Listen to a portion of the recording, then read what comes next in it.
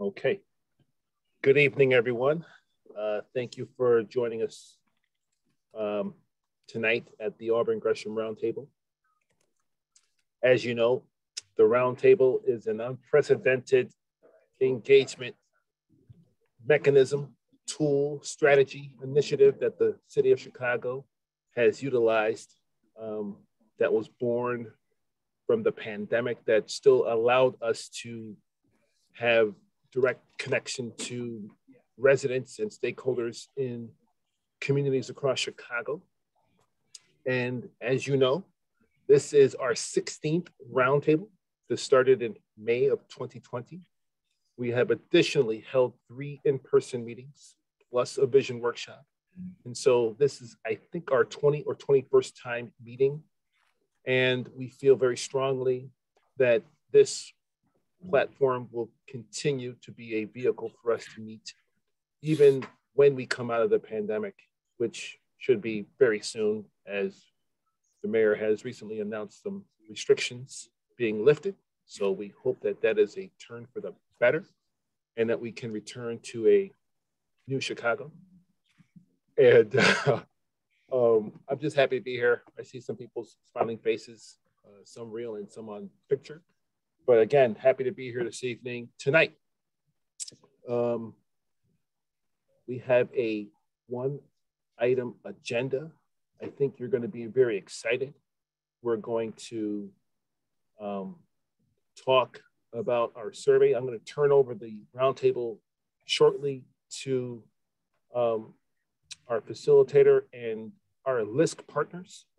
But first, I want to just give you a couple of very brief announcements. This evening, we will not be hearing from our request for proposal development team, Evergreen Imagine. They are not on the agenda, but I want you to know that that project continues to move forward. I also want to let you know that previously in a past roundtable, as I do in all the roundtables, we talk about the other projects that are ongoing in this, what I feel is the most impactful or impacted by development community in the Invest Southwest portfolio. Auburn Gresham is by far leading. And I think this is the best community. I'm biased because yes, finger snapping, thank you. We have a number of projects that are ongoing in this community. As you know, the metro station is coming. We have the 400+ job generator called the Green ERA, Urban Growers Collective, the joint site at 650 West 83rd Street. We have the Healthy Lifestyle Hub, which is being developed by our lead agency, the Greater Auburn Gresham Development Corporation at 839 West 79th Street, which will be a job creator and a health services anchor, bringing that much needed back to the community. We have a bus study that will be concluding shortly with CTA and PACE.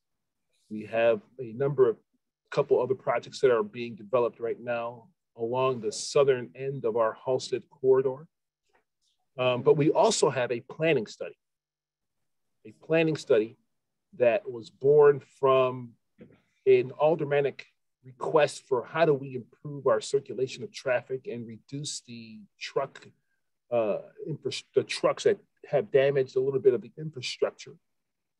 So from that request, we partnered up with Metro, DPD partnered up with Metro, and we will be bringing you the culmination of all of that background work to socialize the idea that we could look and examine how to improve and come up with some recommendations for this community with our work with Metro. We have selected consultants. They're here this evening. I will not announce them. We want to first build out a stakeholder steering committee, but more about that later. We will have the team come at the March roundtable and give a much broader debrief and introduction to the work that lies ahead, which we feel is going to be very exciting and impactful. And we will share more with you then. But I want you to know that that work will officially begin in earnest very soon. We still need to kind of meet with some of our partners in the community. And last but not least, I want to also let you know that so that will be another part for the community to engage. You know, we've also tried to provide many opportunities for engagement in this community. Another one of which is the Cdot Streetscape, which is an $11.2 million bond-funded project. That began, as you know, we've met with some of our partners with Cdot and our consultant team. You guys met Chad Ogren at our last roundtable, and they had their first meeting, and we continue to partner with them and bring a much needed streetscape to the 79th Street corridor in this community. So all that being said, please know that there has been a tremendous level of investment in this neighborhood. I will continue to remind everybody about that as often as possible, because I want you to know that we by far lead in the catalytic impact that is being made here in the South Side. Auburn Gresham is the best, and through your leadership of your alderman, primarily Alderman David Morris, the heart of the projects are in this corridor, but also very supportive of the 21st Ward Alderman Howard Brookins. We have leadership from the top, middle, and the bottom. So with that being said, I want to proudly start our program here this evening. And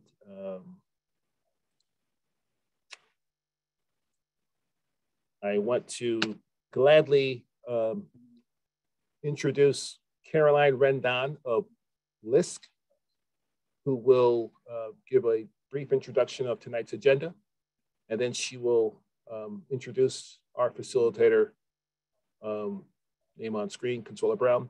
So thank you for your all attention.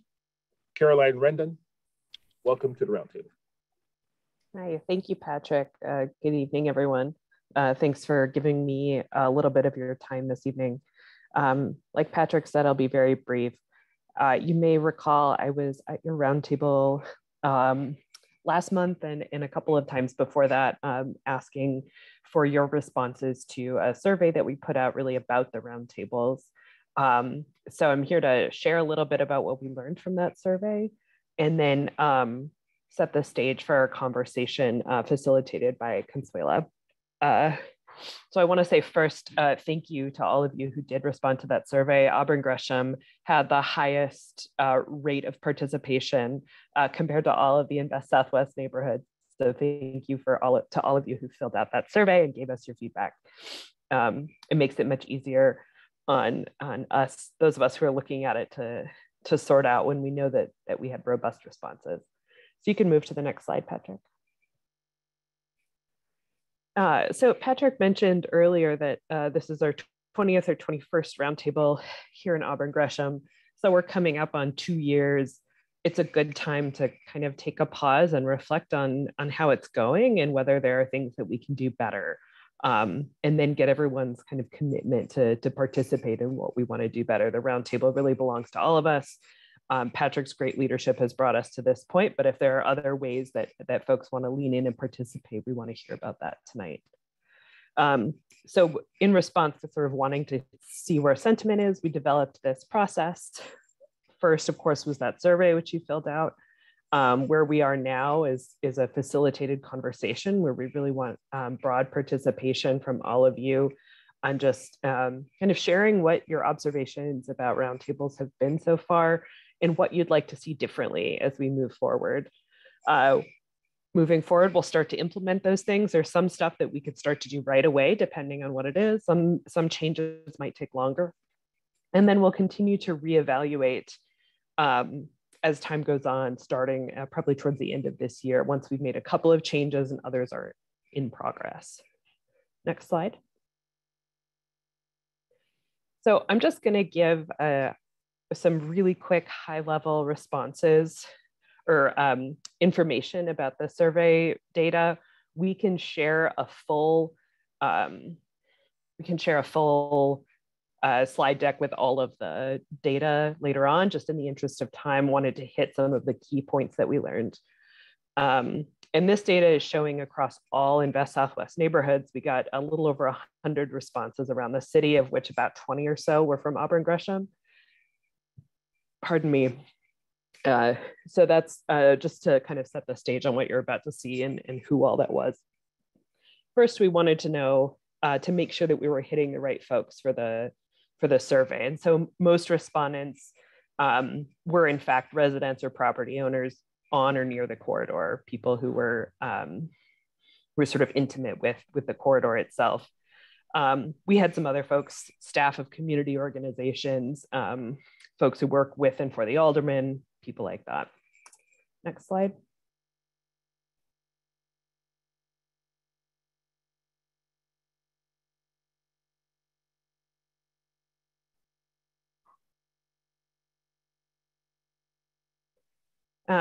So we asked a series of questions about how effective the roundtable was in the goals that we sort of stated at the outset for these. One of which is it effective on gathering feedback for Invest Southwest projects? And most people, the blue portions of this circle, feel that it is effective, but there's still a substantial minority that don't feel that way. And it's the city's commitment and LISC's interest also to ensure that people do feel like their voices matter. So this is something I definitely want to dig in on later. Next slide. A similar question, but with very different answers, is people's sense of their ability to influence decisions in the roundtables. So that blue wedge, again, is people who feel more confident that they're able to influence decisions compared to before the roundtable started. 48% is about the same, that gray portion, and then the yellow is people who actually feel less confident. So clearly there's some concern among stakeholders that their ability to influence decisions is not as strong as they'd like it to be. Next slide. We also asked some kind of nuts and bolts questions about who should facilitate, how frequently we should meet, that kind of thing. So knowing that that we may have a different kind of meeting, maybe a more participatory meeting, maybe a more engaging meeting, if we shifted some of those nuts and bolts items. So we asked who should facilitate. That gray wedge, that's about half the circle. That's folks who are interested in a combination of players facilitating the roundtable. So that might be a combination of Patrick and the corridor manager, GAGDC, some other players. We can dig into that a little bit more. And then the green wedge is just a community organization. The yellow is a corridor manager, and the blue is DPD only. So most folks want to see a little more diversity, not most, about half of folks want to see a little more diversity and sharing on the facilitation side. Next slide. We also asked about meeting format. We've been doing these all virtual, of course, because of the pandemic, but if there's a space and interest, we want to make sure that we make this available in person if that's of interest to people moving forward. It seemed like people are mostly interested still in keeping things either mostly or half virtual. The format does sort of allow us to stay comfortable at home on snowy nights. And but there is an interest in doing some in-person meetings, just because that always it makes for a different time together. So we'll look at exploring some in-person opportunities later on in this year. Next slide. And we asked this open-ended question about if there's one change you could make to the roundtables that would make the biggest impact, what would it be? So we had 100 responses, we had 100 different answers, but some of the common themes we saw was to engage more stakeholders, a little more transparency about how decisions get made. People had a lot of questions on sort of timelines, expectations, deliverables. People still want to have more voice in shaping what happens, which we saw in earlier questions also. Better community outreach. We know that it took a while to sort of figure out how to really reach the most people in the neighborhood so that folks had a chance to come on to the roundtable. And then consistency on locations and times. Can I go to the next slide? All right, so in a moment, I'm going to turn it over to Consuela Brown to facilitate a discussion. She wrote in the chat, if you have any questions about this data, I'm happy to take those, but I really want to use that sort of as background to dive deeper into some of these issues. It's all of our interest to make sure that the roundtables really are effective forums for decision making and for a discussion about changes that are happening in the neighborhood. And so we're interested in hearing your thoughts about that, whether it's something that we've already touched on in this conversation or if it's a new topic.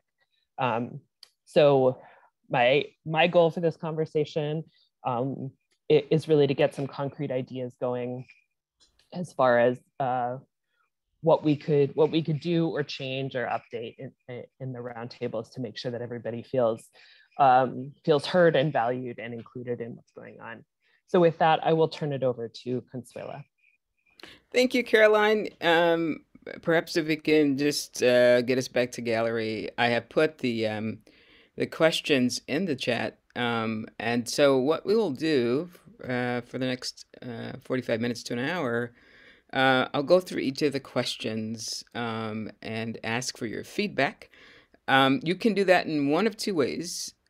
So you can either, and I will be reading from the chat, but it really would be lovely to hear voices.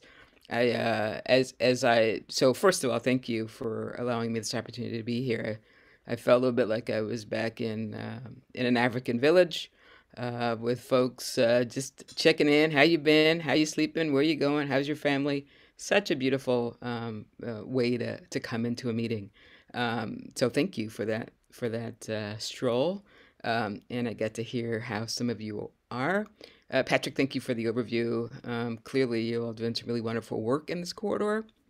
So with that, if you would like to raise your hand as I go through these 4 questions, and I will try to time them and then let you know where we are in the way of time, we'll just get started. So the first question is what strikes you about these results? And additionally, what other ideas do you think should be included in them? So again, don't be shy. Feel free to raise your hand, and I will try to cue you to take yourself off of mute when I see the hand raised. Hi there, work with you while a member of PBG. All right, Coretta, good to see you. I'll tell Norma you said hello. She might have been the facilitator this evening too. So thank you. Other responses or a reaction to what strikes you about the results, and any other ideas you think should be included? And I know you're not a shy bunch. That I know for sure.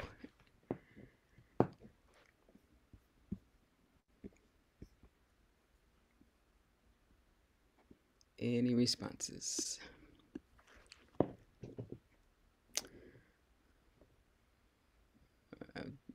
One more minute, and yes, I see. A hand being raised here. It says glue SB. I don't.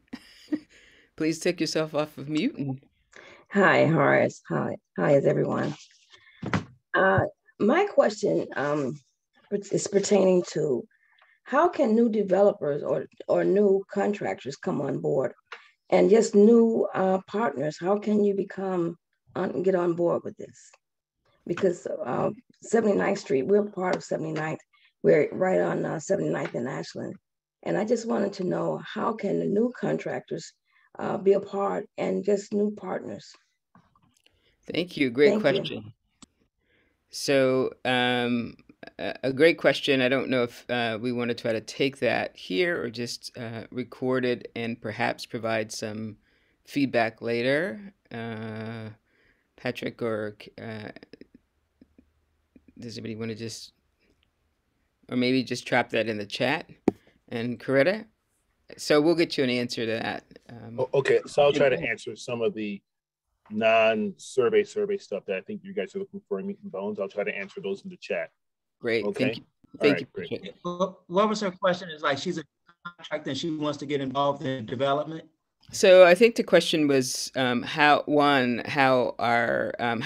essentially how do people come to get involved in this particular roundtable?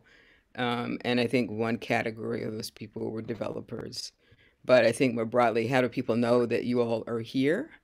And how do you get kind of attached to it? Did I get that right? Yes, you did. Yes. Okay. If you confused, Coretta, go ahead. Pop in. can she just Sorry. ask her question again? Alderman Moore, This is Alderman Moore. Can she ask her question again? yes, Alderman Moore, what she's go ahead. Why don't you ask your question again? Alderman wants to. Sure, thanks. I wanted to know, how can new contractors become a part of the as a partner, and also how can new partners be involved in this roundtable? Can anyone join, or I just need to know that. Thank you. Thank you. So I want to be clear. Are you talking about so you could get some of the contracting business, or just be on the line to get information about what's going on? Both, but both. Basically, other contractors to come in and be involved in the project. Absolutely. So if I can talk to someone, or who do I need to see, or what I need to do? You send an email to my office or to Greater Auburn Gresham Development Corporation. Alderman,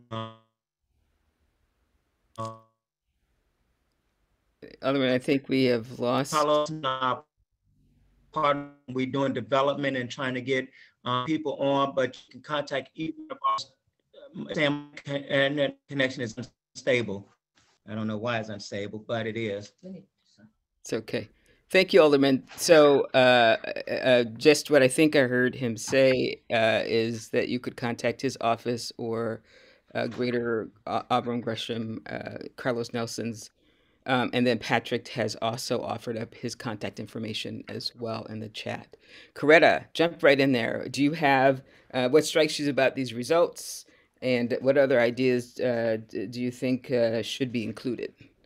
So some of the ideas that should be included, I think the use of technology with robocalls, perhaps, to remind stakeholders, residents, that the meetings are happening. Perhaps having individuals go and pass out literature, door to door, because I feel that it should be more residents on these calls. I see that someone reflected 81st in Peoria, this is their first meeting, so we want to make sure that our voices are definitely heard. Also, the question about feeling confident that your feedback is being incorporated in the decisions that are being made. So being transparent, I know there's been a couple of forums like this where it started out where you could see everyone's question, but then it ended up where you could only see your own questions, but you couldn't see what everybody else was asking. So it was like not really transparent. And then just, do like a recap, when like a summarization. So before we started this meeting, to say, what has happened thus far, to do like a recap of the previous meeting. So there was like a special meeting that took place on the 15th on that Tuesday of February. So things like that. Thank you. Thanks, Coretta. So I just want to, because you got really great information there. So I just want to make sure we heard you. So getting the word out is important. And that could come in the form of phone calls, text messages. I also heard you talk about kind of just handing out things as a way to engage community members and residents, and that having more community residents here is important. Yes. Transparency is key.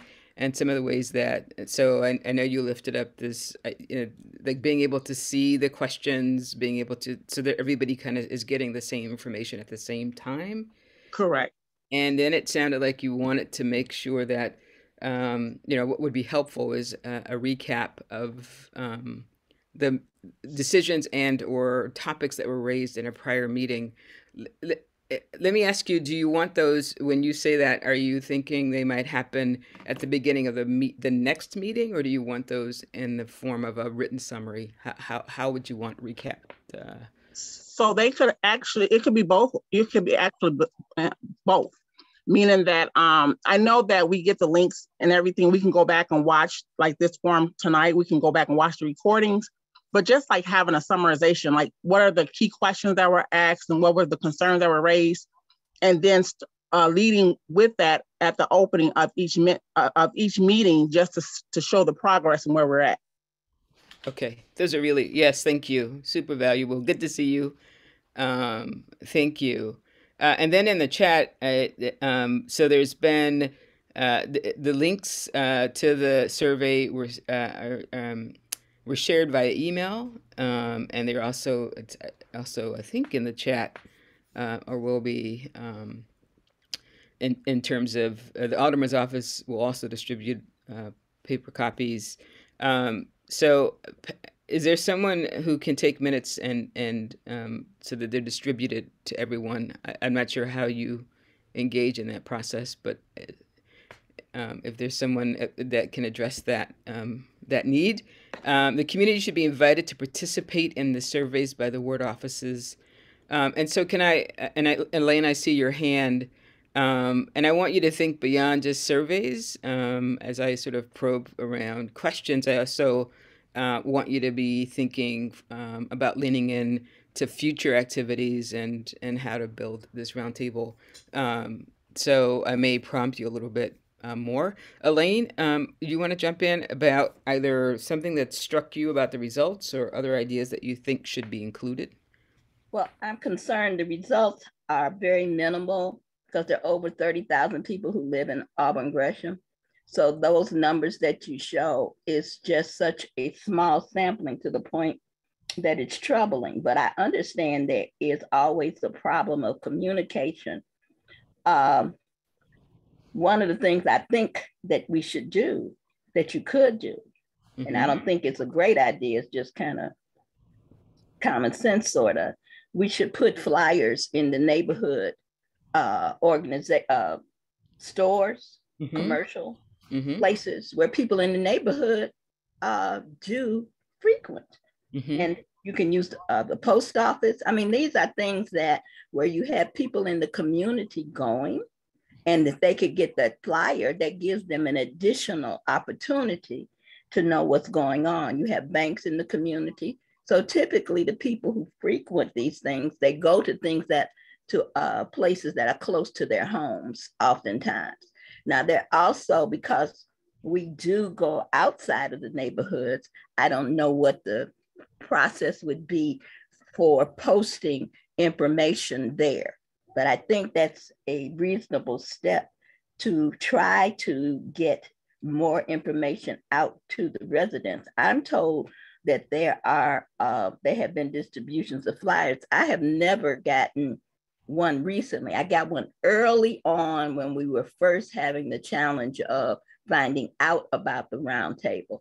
But within the last 4 months or what, I haven't gotten anything by way of a leaflet. And I'm told when I did call Auburn Gresham that there were Development Corporation, that there was possibly a distribution. So we just need to see what we can do about getting flyers out. I think also in terms of following up with what Ms. Coretta Pruitt had said, in terms of sending out a summary, we all had to register in order to attend these sessions. So it would seem reasonable that you would be able to just email that summary out to the participants as a reasonable step, and provide an agenda to let residents know what the topics are. Because sometimes we come to attend and the topics don't always fit what we might have thought we were going to talk about. So it would be good if we had an agenda. Thank you, Ms. Attached to the emails. Attached to the emails. Okay. lots of great information. So again, and this is affirmed in the chat that I'm hearing you all say you want multiple forms of communication to both inform you of a meeting as well as to let you know what was decided or what's happening. I hear you talk about an agenda, making sure it's attached to the email that goes out. And let me just, and flyers in places where people in the community frequent as a way to help them be aware is important. And then having a sense of what's going to be in the agenda so that you know whether that's something you are wanting to participate in. I hope I got all of that correct. So, and thank you. That was really helpful. Any other responses before I move to the next question about what? And I think there's a response to the survey and who the intended audience was. So I know it feels like it perhaps wasn't as robust in terms of the number of respondents, but I suspect it was targeted to a smaller group of people. And so we did hear you about, are there other voices that were missed? Chris, thank you. There should be indeed a larger sample of the community responding. And let me just dig down just a little deeper here. Two questions about the sort of how so it sounds like different ways of engaging community is important. Can somebody just kind of chime in with, are there some parts of the community that require, so for instance, is email the best way for everybody in the community, or are there some parts of the community that would prefer to have paper communication? What are your thoughts on how to reach different segments of the community? Yes, I see. Great hand. Okay, Mr. Anderson. Yeah, can you hear me? Yes, we can. Okay, so I spoke to Elaine Wilson today regarding this subject matter. So what we discussed was that there are a lot of seniors in our community, some of which aren't tech savvy or aren't on internet. So as Ms. Wilson and Ms. Pruitt suggested, door-to-door may be the only way to really get to them. When we had the meetings that were in person, we had a nice turnout because a lot of people were able to, they felt that their voices would be heard, and seeing someone in person, word of mouth, come to Leo High School, come to the church, so that got around to the community. So we got a decent turnout that way. I think you have to do a multi-tiered approach. Some people are tech savvy. Some people have cell phones, so a text message might really help. But I think we need all of those lines of communication to reach the masses. Thank you. And then the final question, and I'm going to move on to this next question, so you all get your thinking caps on around why do you think that most participants feel that the Roundtable is a good forum for engaging and providing feedback, yet don't feel confident that the feedback they provide is being incorporated into government decisions? I'm sure we're going to have an interesting conversation there. But let me just ask, perhaps Miss Elaine and Mr. Kayem, does it matter who? So I heard door to door that seniors may not be as tech savvy. I just want to probe finally about, does it matter who is seen as being credible in delivering those messages of outreach? Does it matter if I'm not from the community and I hand you a flyer? Anybody have any thoughts about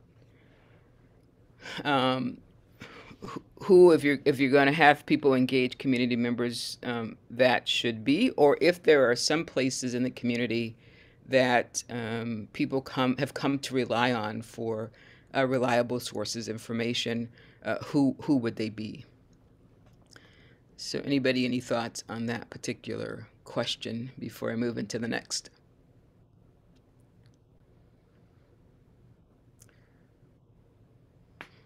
Billboards would be great. I see that. Okay. Okay. Yes, Ms. Wilson.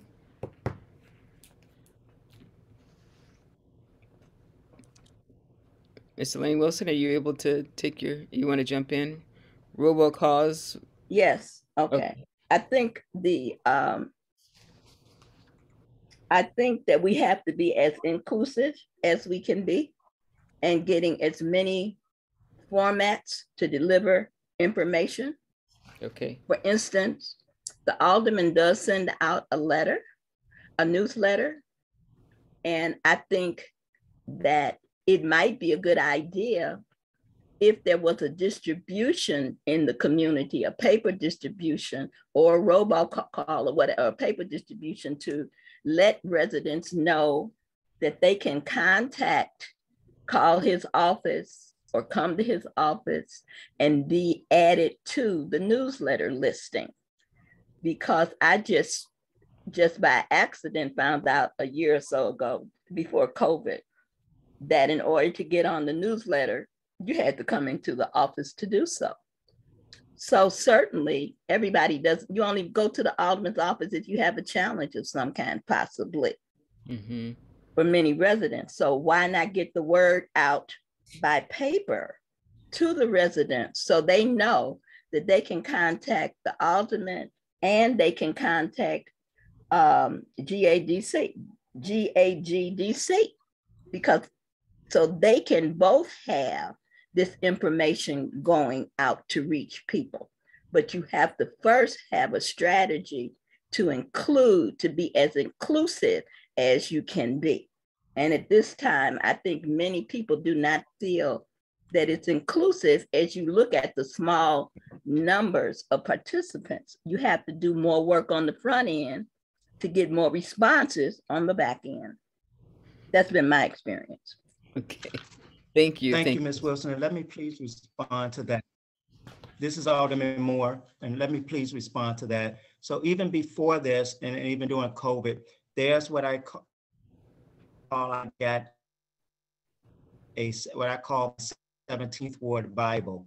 And it's a phone sheet that tells everybody how to contact my office, get the newsletter. And it's not just Auburn Gresham, it's Wood, it's West Chatham, it's the Chicago Lawn.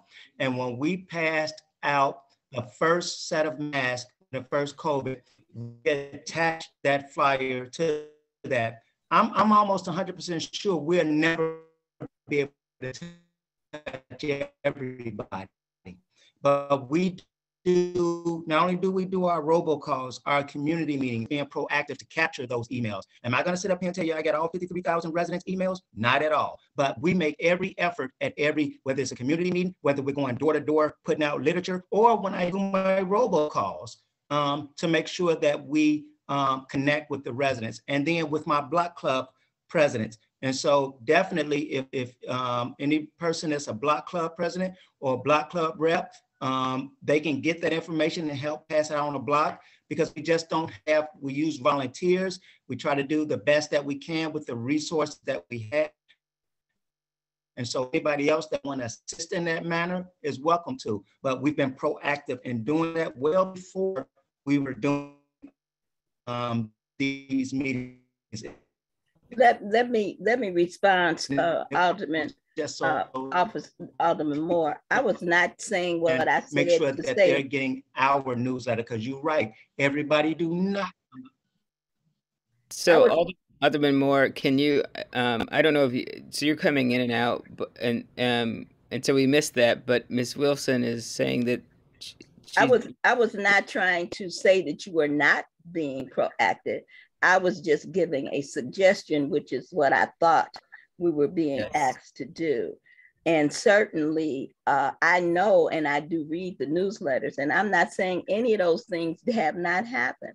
I'm just saying we just continue to try to reach out as you're doing, as you just shared, to continue to bring more people on board with what's going on. That was just a suggestion, and certainly not a put down on your efforts and your office.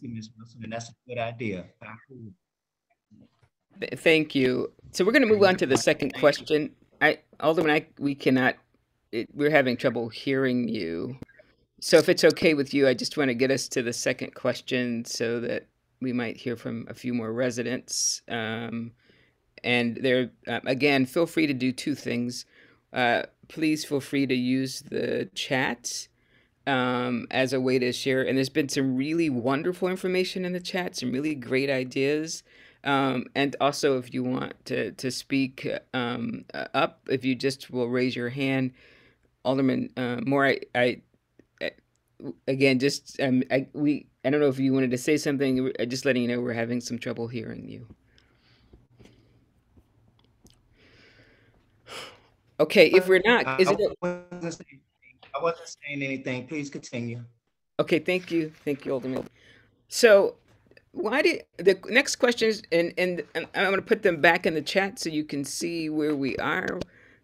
We are on the second question, which is I'm wanting to hear from you all, or just to get a little bit of feedback on why you think residents don't feel confident that the feedback they're providing is being incorporated into government decisions. Any responses to that particular question? Why do you think? Yes. Okay. Yes.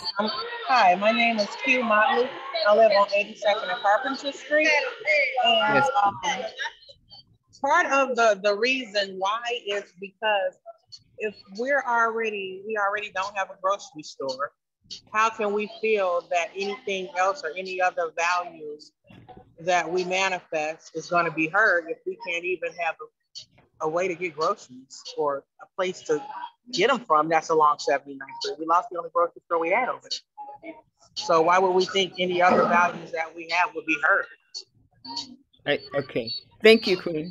So I think what I'm hearing you say is that there's absence of some infrastructure in the community, and so it's hard to believe that people are being listened to about their needs.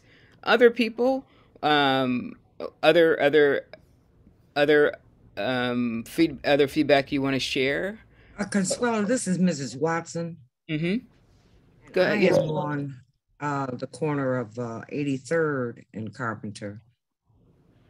I just like to say that what you have to do is be present on these meetings from time to time, and you will see that the community feedback is not taken into consideration. When you see the results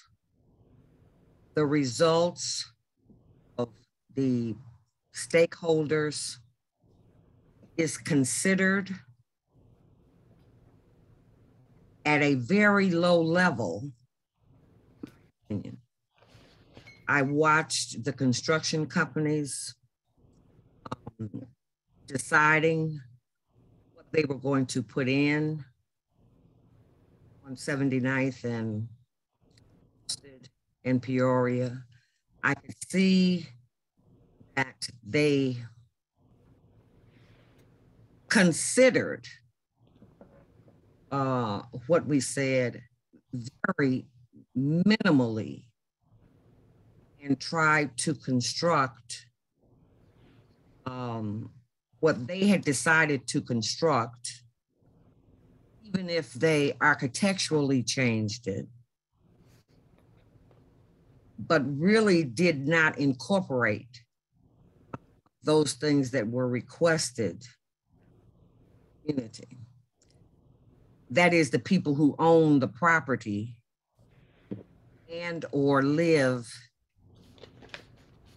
So if the results not show what the community stakeholders have been talking about once, why would you think then that we would have confidence our involvement and participation was being seriously considered? Seriously considered. It's considered as far as it can be. At the very beginning, we kept talking about many, many, many different things. What it only came down to who have accepted the contract. We can't find anybody else that's interested in the contract. They got the contract. They're going to do the work. Don't like it. And this is the part that wasn't said. And if you don't like it, stuff it. So we'll change some architectural designs. We'll put in some grass, and we'll put in some benches, and hopefully that'll satisfy you. And even if people are not saying that they are not satisfied, the responses to your inquiries should show you that majority of the people that were first on these tables and meetings, they are no longer there. I text this evening to my neighborhood to say, would you all please come on. People have fallen off because they know that it's the same old, notwithstanding what everybody is saying. Thank you, Ms. Watson. So let me just recap, and there's some, again, rich information. So I think what I'm hearing you say is the trust has to be built over time, but part of that trust is about seeing the feedback that's been offered embedded and materialized in terms of some of the development that's seen. Yeah, results, real results. Thank you. Okay, thank you. Others, anybody else want to weigh in on this particular question? If not, and there's some MJ has got some feedback for us in the chat. Miss Crystalline has offered up some feedback in the chat and about perhaps why there might be a gap in between why residents don't feel confident that the feedback they provide is being incorporated into government decisions. Also embedded, I think, in Ms. Watson's comment is then it becomes, so if people show up and they feel like they're not being heard, then the tendency to continue to show up is or the desire to continue to come back is diminished. Any other comments or feedback for us around things we need to think about as to why residents don't feel comfortable confident that the feedback they provide is being incorporated into government decisions? If not, I'm going to move us along because we are about we've got maybe another 15-20 minutes. Ms. Johnson, you trying to get in? Hey, Consuela, I just want to say I'll try to answer that particular inquiry in the chat, because if I, try to answer it verbally, it may derail our conversation because it's been a flashpoint for us. But, I'll try to answer it in the chat here and hopefully, try to, be transparent and answer questions so people feel that, at least they're being heard. Yes. Mr. Brutus, if you're talking about my inquiry, this is Ms. Watson again. If you're talking about the inquiry that I just, and the commentary that I just made, I don't know how to utilize the chat. I'm one of those people that's 75 years old. Let me just say, it's really no need to direct yourself to my inquiry. Thank you, Ms. Watson. Yeah, you aren't the only one asking that question, though. So it's to any and all. But okay, I hear what you're saying, Ms. Watson. Thank you for your comment. So this, thank you, Patrick. And I'm going to move us on. And I think perhaps you've already gotten into this conversation. And the next question is, what would make this forum more effective for community engagement? And so let me just mirror back some of the things I've heard lifted up already. So part of that is just about seeing results, multiple forms of communication, some clarity about what's being discussed. Are there other ways that we could make this forum more effective for community engagement that have not been surfaced yet? Or if folks feel like they want to jump in, feel free to answer this question. I'm trying to keep an eye to make sure I'm looking for raised hands either on screen. If you are not on screen, you're on your phone. Just Ms. Coretta, do you want to jump in here? Yes. So I think an effective way would be to have forums where they're one in the AM and one in the PM, or like maybe today is what, Thursday, so having twice a week. So those that can't come during the week, maybe having one on a Saturday or something like that, and then doing like a hybrid. I know early on we did a couple of hybrids. I think one, and that was at Leo High School, where it was spacious enough and we were spread out enough to have both virtual and in person. So doing more of those. That's my suggestion. Okay, thank you. So the time, trying out different times as well as trying out different formats. Yes, Mr. Anderson, Kaim?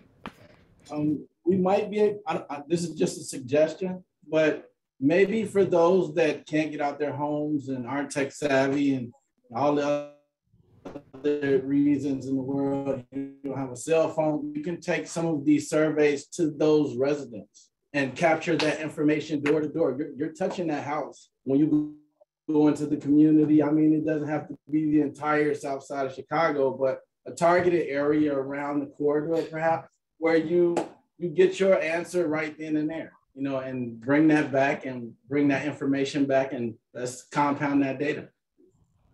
Okay, thank you. And I want to just press a little bit. And so could that model be used for other ways to to exchange information? So you're not just collecting data, but how might we have a conversation then? Yeah. Exactly.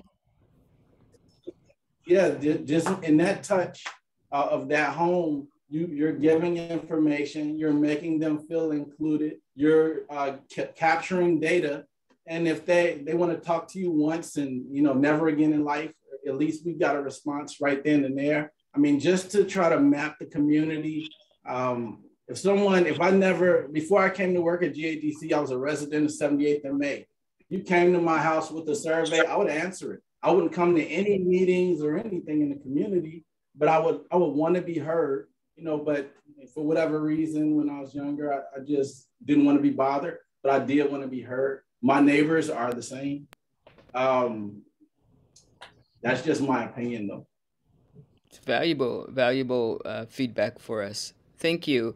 Anybody else want to take on response to this? How could we be more effective? How could we adjust the forum so that it's more effective for community engagement?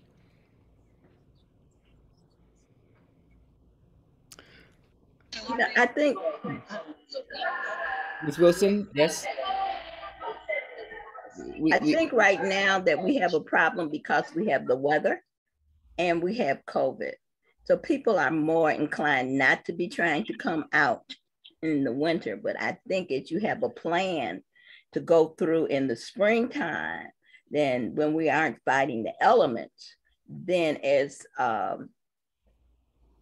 Ms. Coretta was speaking to, we can talk to having some in-person meetings. There was one thing that I did want to speak to before we left about why do we feel we're not being heard.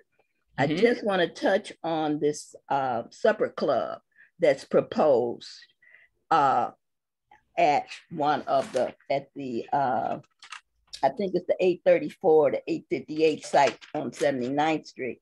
We don't want a supper club because we know what happens relative to the outside actors that come into the community, relative to parking, relative to, and we can see that at what happens on 75th, East on 75th Street, 83rd Street, where there is a new restaurant. For the residents there, if they don't have parking, they take up all of the parking. And those persons who are on 83rd, they're having a fit because there's never any parking because, you know, you have people going to the restaurants. So now here in Auburn, here in this immediate area, I'm on Peoria, we're going to have the Healthy Hub, where they're going to have over 30,000 people coming in a year for medical services, in addition to additional social service agencies, in addition to about 100 people who will be working at the center. That's going to be all day. We're going to have transit in and out. And then in the evening, you're going to propose a supper club that's going to bring in additional actors. And I would say, if you spoke to the people in the community, they do not want a supper club, but that's what the developer is and has said will be. No one has spoke to capacity, how many people will there be. This is a challenge for us as community people. We know nothing about it other than the developer is and has proposed that this will be there. We don't feel good about that because we don't want it.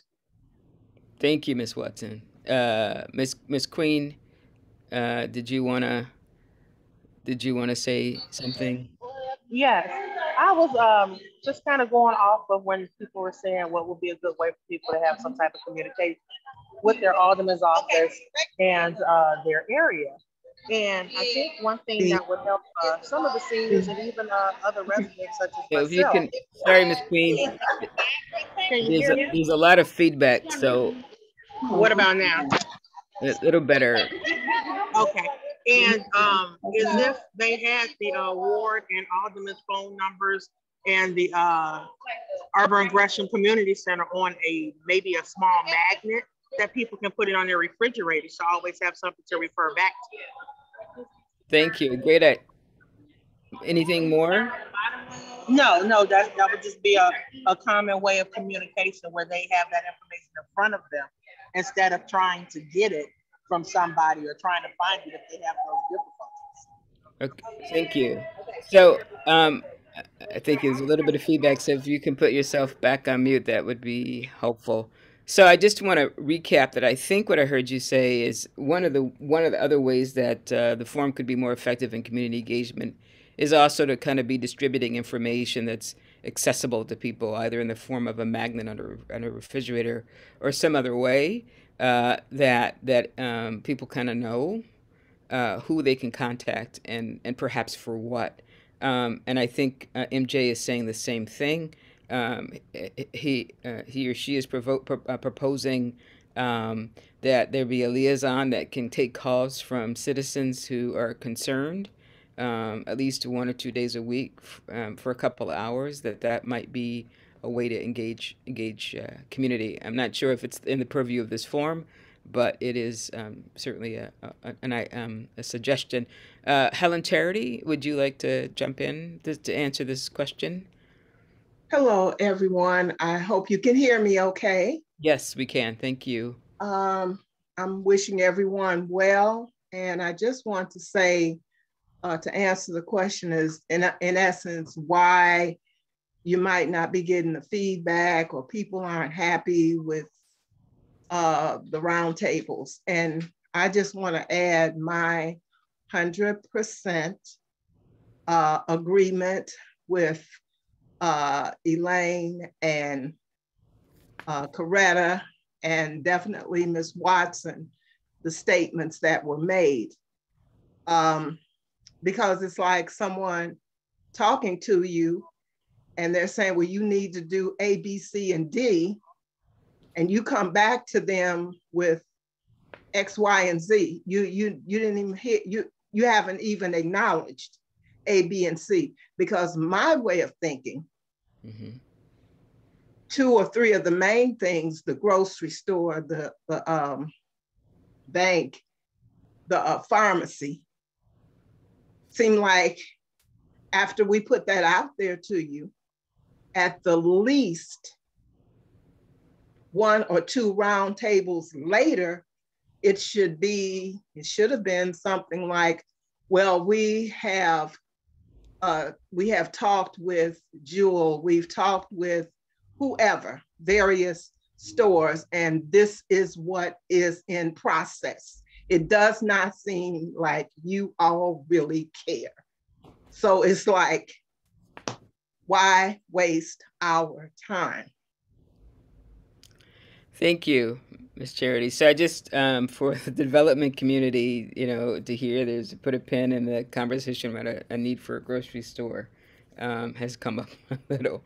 I don't know, again, what if that's in the purview of the roundtable, but it is certainly noted. We hear you. Excuse me? I don't know. We hear you. I didn't know what the purview of the roundtable was. I don't know much about the roundtable. I apologize. But I wanted to make sure that they heard you around the need for a grocery store. Okay, Consuela, that's your name. I'm sorry. I wish they had appraised you of that. I might be using the wrong pronunciation, but this was a mainstay of all of us. We had even a little group in particular, but there were others that's been talking about grocery store, bank, and pharmacy from the day one that we all heard about it. So it's really like, really going to the bathroom in someone's face and say, oh no, that's just rain. And that's what we're getting. Okay, and I'm sorry, I don't mean to contribute to that. That's it. I try not to add to that fodder. Thank you. I want to close this out. Is there? No, this is more yes. Because we can't leave Mary hanging like that. And so, something you said, I know this Auburn Gresham meeting is bigger than just the 17th ward. So, and it just gave me something that, I didn't do within these meetings as well, but I've done them within my community because, on the 17th ward, this focus on the entire Auburn Gresham community, and that's give updates. And so, first of all, that the grocery store is a priority. And what I've told people, Alderman, to this in this meeting, is that first of all, you have people that's willing to build stores, but the problem, the challenge comes with operators. And so look at like Pete's, and when you look at a Pete's, when you look at a Tony's, like they cut their deal. Ultra at 87th Street on Kedzie was vacant for many years, and they had been trying to get a grocery store there. But yet Pete's, then they recently they purchased the old Luther South High School, and they're building a Pete's there because they're concerned about doing a real estate deal, not grocers. Hello. Okay, I think we've lost the. Now for a second, I don't know why. Okay. I went out for a second, but to answer her question, so where the OD site is right now, and I know Jim can speak on this, we're working with a developer now who's doing things where they shuttered all the Audis across the city, well, let's just say many of them, and trying to, they're investors, and we've been working with them to try to get that back online. And it seems like there's some positive movement going that way. And the reason why we don't bring it fully right now to the community is because it's not baked or solidified. So I don't want to say this person is definitely coming, and then all of a sudden everybody get mad and say, well, you told us this person is coming. So we walk it through until we get a commitment. They made commitments to try to put it there. And then as they move forward to getting that grocery store back up and running, then that's when we'll bring it to the community. The other part is on the other phase across the street from the police station where that land is at. As part of this development deal, the developers already have been other grocery stores and trying to put a deal together for that. So unfortunately, like it took Leslie Harrison when the Jewels closed on 71st in Stony Island, 7 years to get another grocer there. These are some of the challenges that we have. But to your point, we are working on these and gas positive stuff in the queue, at least to move forward with putting back some of those grocery stores. And I think GAGDC can even speak on, I believe that from what I understanding, bringing a pharmacy even to the health hub site. And so we're working all these different ways, as well as I think Bank of America is coming back there in some form, whether it's ATM or whatever. So your concerns and your questions and those things that are important to you are definitely being addressed. And sometimes you're right, they're not always addressed in all the same forms, and we need to be mindful of that. And so I've done it at my community meetings, but we need to, and thank you for letting and saying that, we need to be known in every form. Okay, for that. Thank you all. I want to just, Ria, I see your hand up. I'm going to take this as the last last response to this question, hopefully, and then I just want to close us out with a final question, if that's okay, because I think I might be standing between you and dinner, and I want to make sure we get this responded to. Ria Still, did you want to chime in? Yeah, sure. I just want to just chime in on the Alderman's last comment. And I think, again, it all boils down to communication and when it happens. Some of the comments that came up, Alderman, in that was that you're working on a deal, and when you get it to that point, you'll bring us to the community. That's part of the challenge, that when we get the information is after the fact. I understand that there has to be some give and take, because you cannot, you have to negotiate in that, but that happens all the time. With everything that appears to be going on, is that when we get it, it is a done deal. So if we could get some type of communication, as we're talking about now, continuing, getting input, that's an ongoing process, then there could be some type of understanding as to what we're really looking for and how that could be done, not for us weighing in after someone has already been chosen.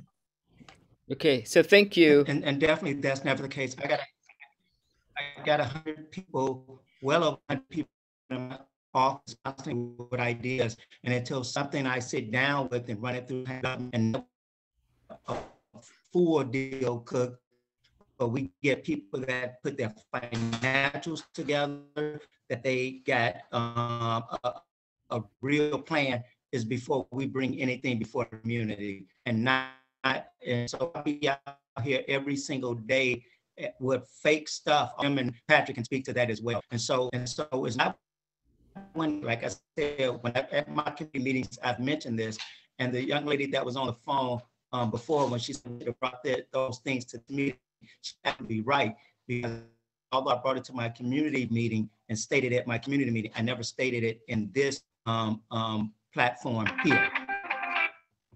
Okay, thank you, Alderman Moore. Thank you, community residents. And I hear and feel your passion for both a grocery store. I think Patrick has tried to be as transparent as he can from the Department of Planning perspective, and has been saying that we do hear you. So that's so noted. And I've also heard you all say that you want this to be a conversation, and an ongoing conversation, and not that you are told at the end or brought in at the end, but that you are able to be brought in, and that you're allowed to continue to just sort of be in a conversation throughout a process, whatever that process is. So I'm going to wrap up with the last question, and that is, who should facilitate roundtables, and how often should they meet? As a reminder for that slide, currently there's a mix of community organizations, corridor managers, the DBT planners, who are facilitating these roundtables. But the question I want to put to you is who should facilitate these roundtables, and how often should they meet? Ms. Coretta talked about perhaps something happening in tandem. Twice, that you have one a meeting in the evening, a meeting during the day. But do others have feedback for us as to who should facilitate the roundtables and how often should they meet? And that will be my last question for the evening, and I'll turn it back to Patrick. Ms. Johnson?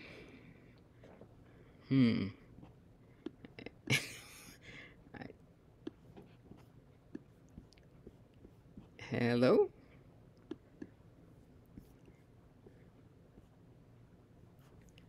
Hey, Cheryl, you want to fix your screen? Somehow you press share. Can you unshare? Stop sharing your screen. Yeah. It's playing around with this. I'm so sorry. I didn't have a question. That's all right. Or a comment. Okay. Just wanted us to see your beautiful picture. Okay. I thought, what's happening? I'm in trouble now. Somebody is looking dead at me. Yes, indeed. Thanks, Cheryl. Coretta, I can't tell if your hands, Miss Charity or Coretta or Ms. Steele, are your hands still up because you want to respond to this question about roundtable facilitation? Yes. Yes. Okay. Go ahead. Yes.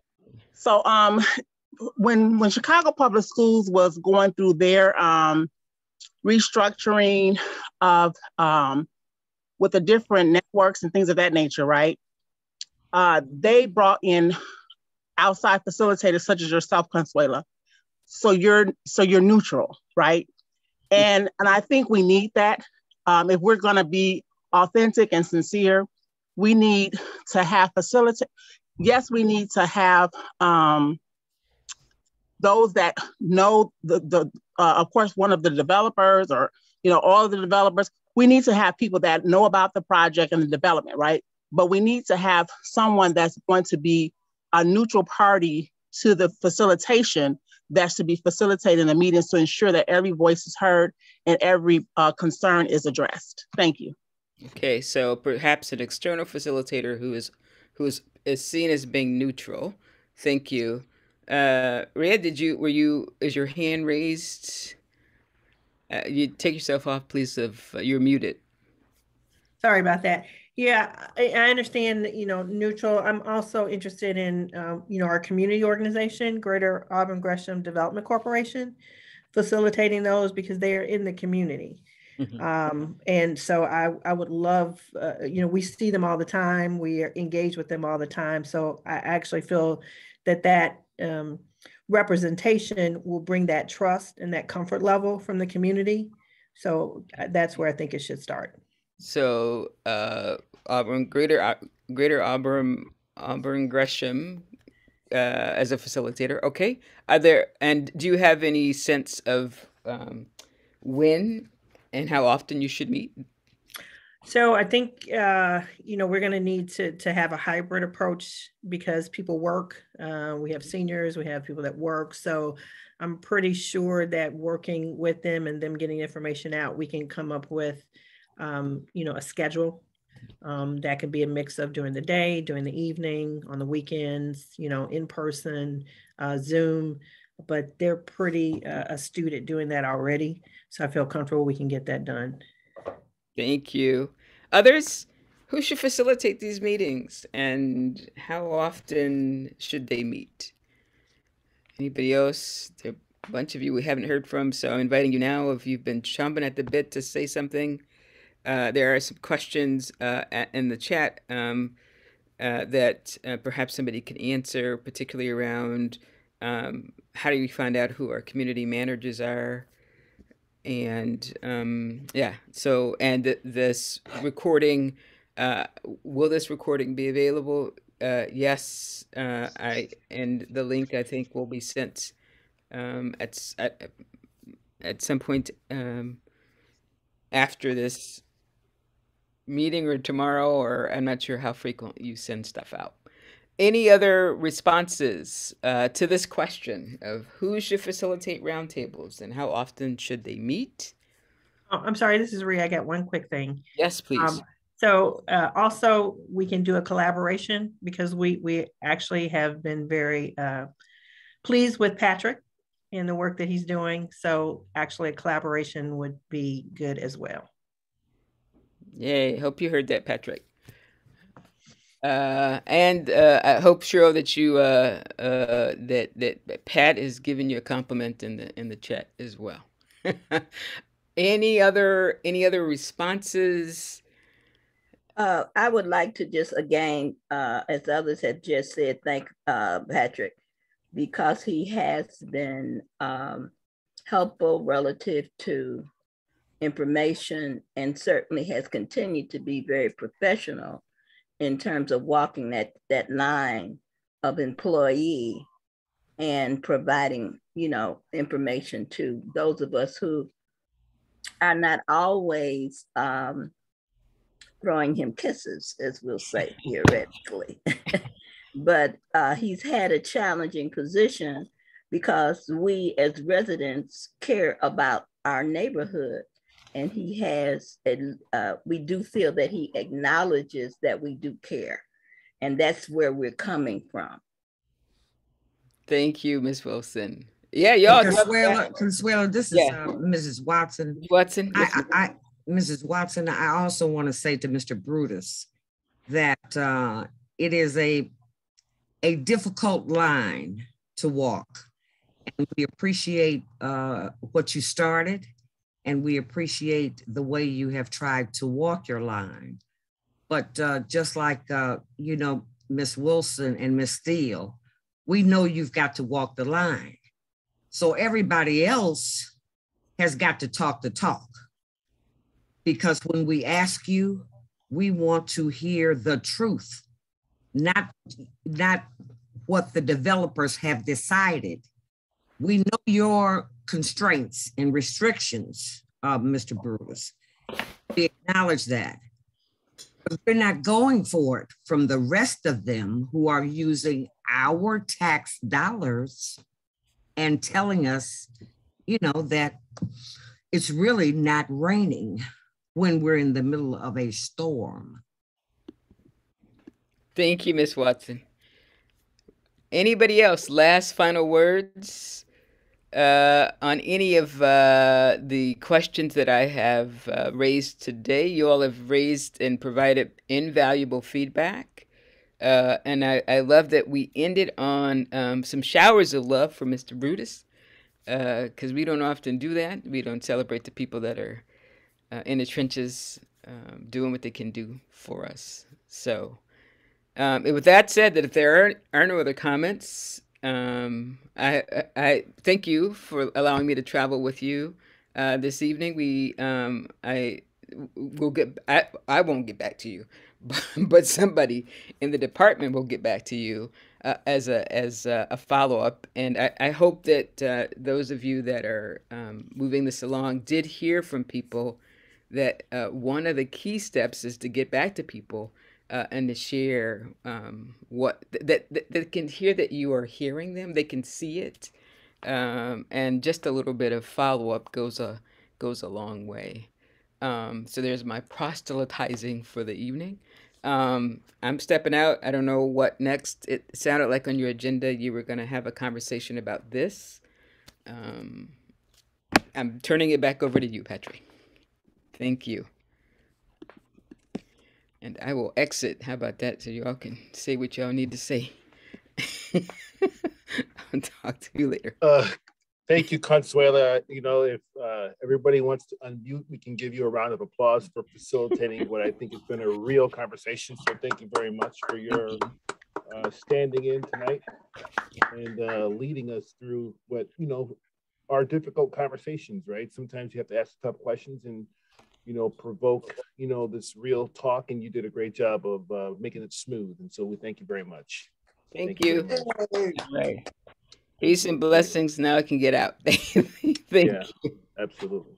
All right. Let me leave. And thank you to Jim Harbin and Caroline Rendon for selecting such a great facilitator for tonight's recap of our survey, and extending that conversation to talk about the results, and hopefully we're going to be that much better going forward now that we have some more data and we have more feedback from you, the community. Look, I hope and wish that we had 500 people on here every single meeting that we conduct, but I know it's possible.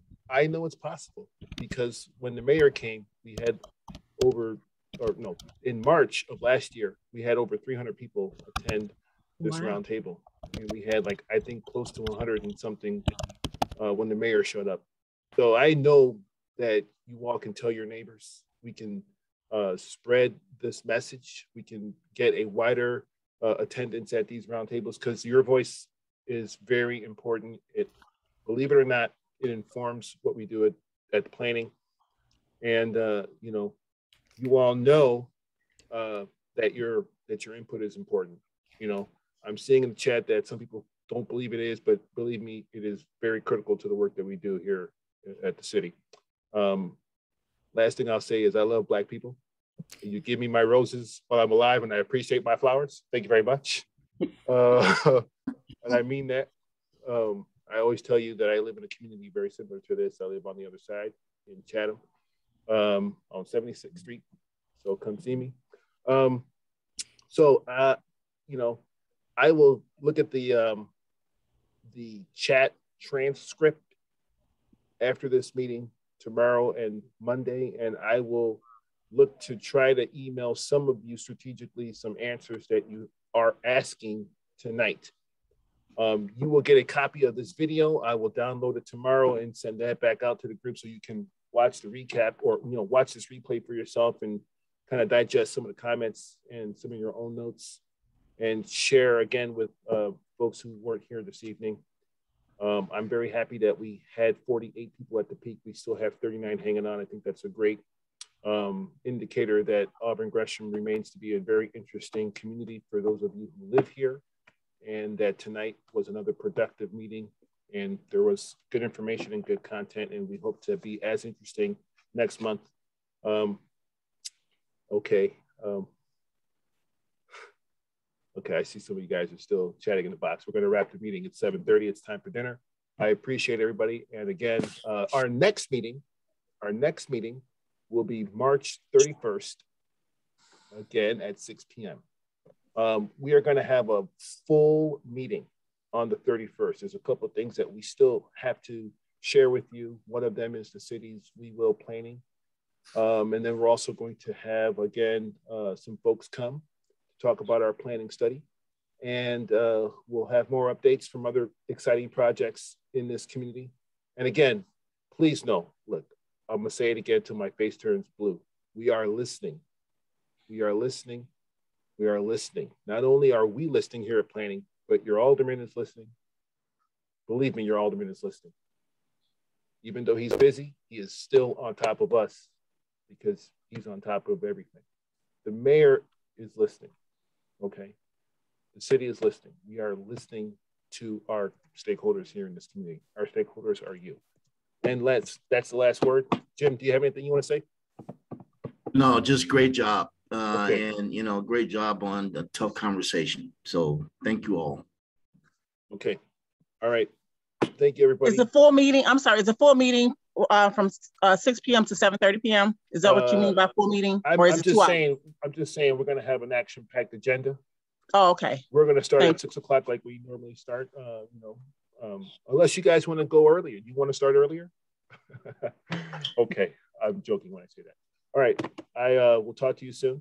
And you'll get an email from me this weekend, Friday, Monday. And I look forward to our next meeting on March 31st at 6 p.m. Good night, everybody. Thank you, guys. Be well. Good night.